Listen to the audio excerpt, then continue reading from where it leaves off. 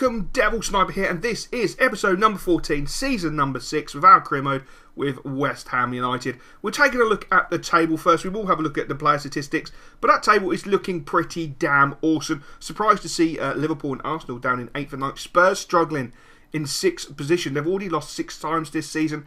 Everton have only lost twice, but they're suffering from what we used to suffer from, which is drawing too many games. We are currently 12-3-1.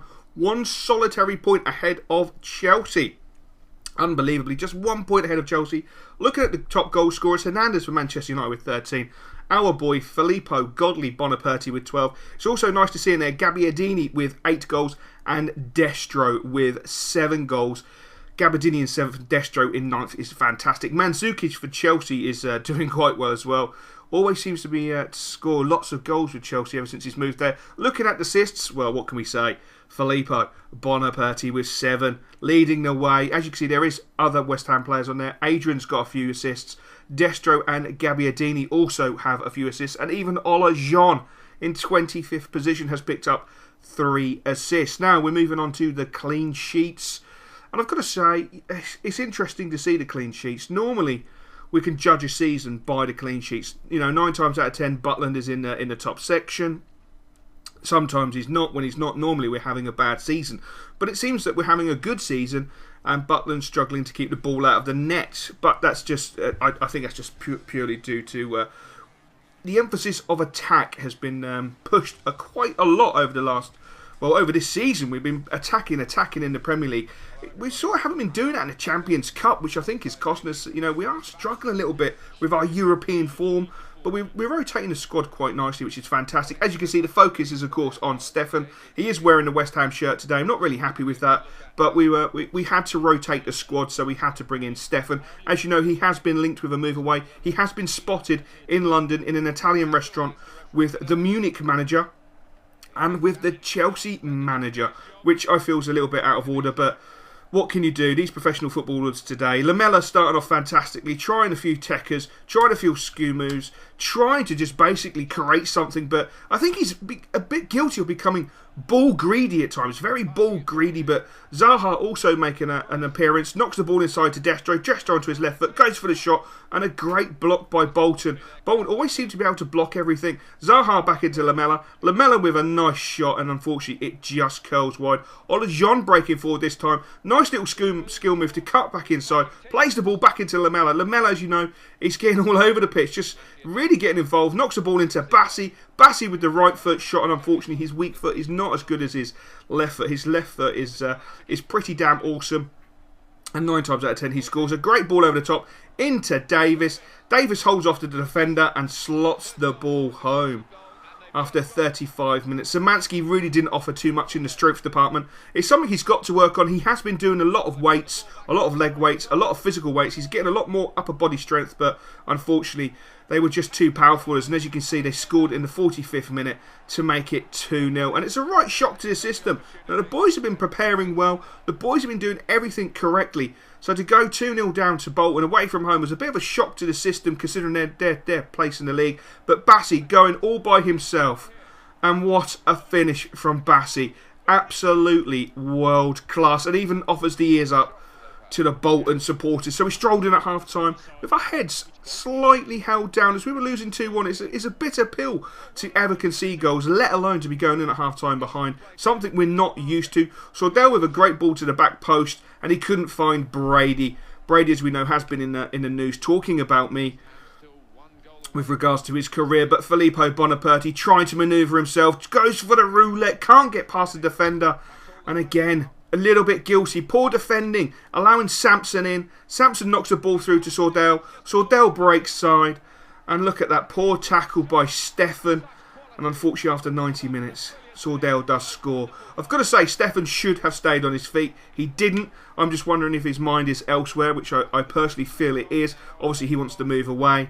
And I feel his mind is somewhere else, which is a great shame. So we lost that game 3-1. But it's time for the review. The next player to be reviewed will be the up-and-coming 5-star skilling machine, Szymanski. As you know, he has 5-star skill moves. He is a little tank, already in the national side for the United States of America, such as his ability. That will be in episode number 16. But never fear, the West Ham B team will be making an appearance in episode number 15. They'll be giving you a look at the future stars, see how the boys are coming on, and even a report from Barca regarding Busy Bizit. Oh yes, our little lad, Busy Bizit, he's doing fantastically. Real sensation over in Spain, playing some good football, getting a lot of minutes on the pitch, which I thought was quite cool. As you know, we are in December. It is December the 16th, so transfer time is coming up. The West Ham board have taken the stance to reveal the players the club wishes to sell and the players the club wishes to buy. So for sale at this moment in time, Tevez, Zaha, Stefan, Figueroa, Fiend,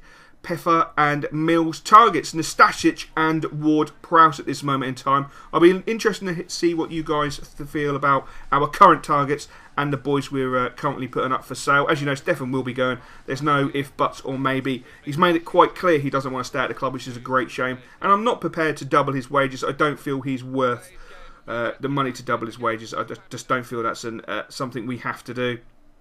So he will be leaving the club. I personally really like the look of Nastasic, who currently plies his trade at Bayern Munich. So hopefully a deal could be worked out there. You never know. I know that Munich have obviously made grounds and steps to approach Stefan.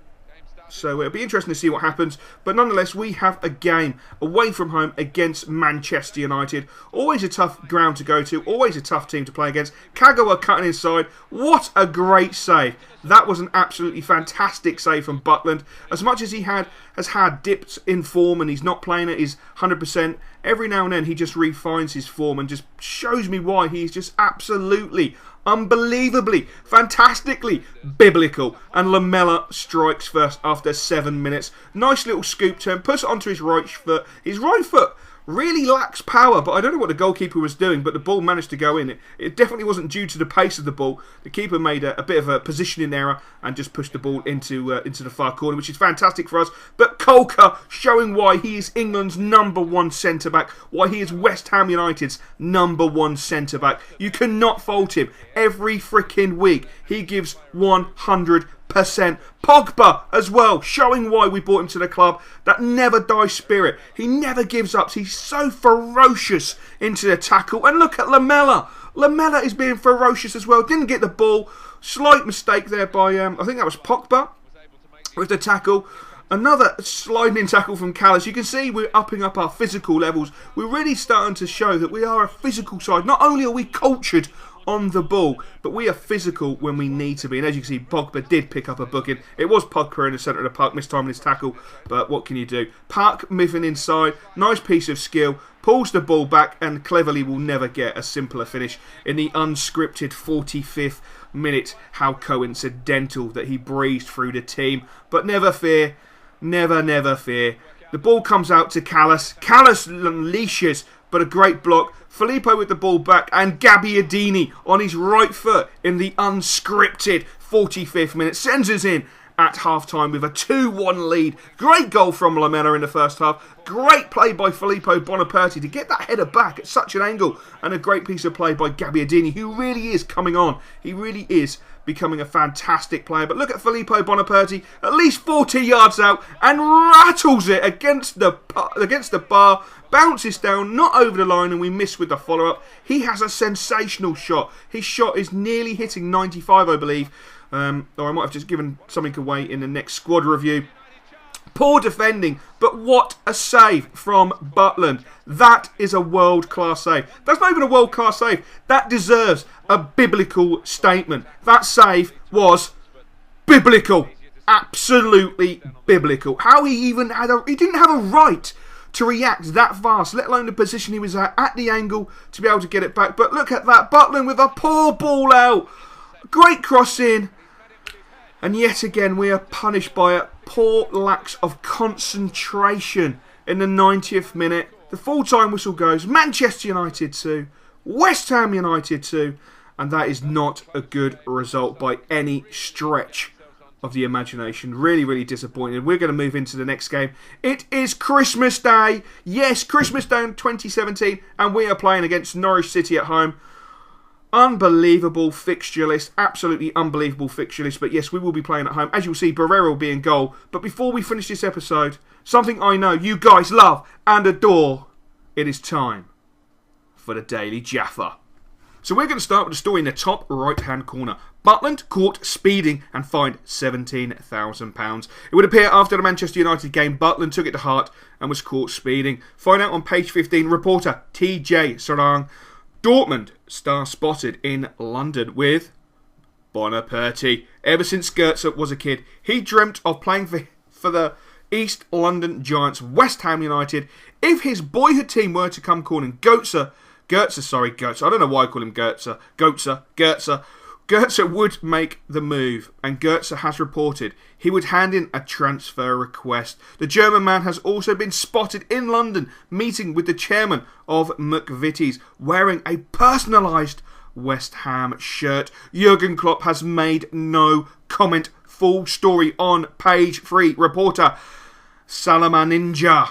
I think that's right, Salaman Ninja. Remember, as always, you can submit your stories for the West Ham United career mode by posting in the comment section below.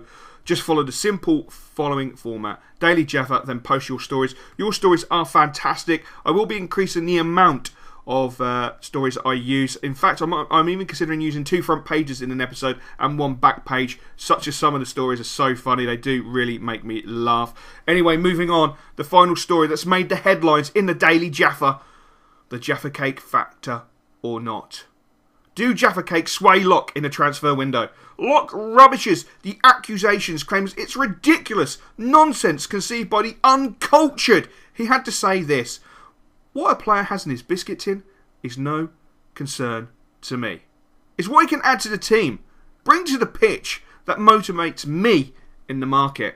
It's one less player I have to share my Jaffa Cakes with after a game. Reporter Mr. SC Rockin', must say, that story really did grab my eye and made me laugh quite a bit. And I can confirm it is not true. I am not swayed by players liking or disliking Jaffa Cakes. If they do like Jaffa Cakes, then it does help them to become a West Ham United player. If they don't like Jaffa Cakes, they probably won't wear the shirt at West Ham United. I hope you enjoyed this episode, guys, and I will catch you for episode number 15.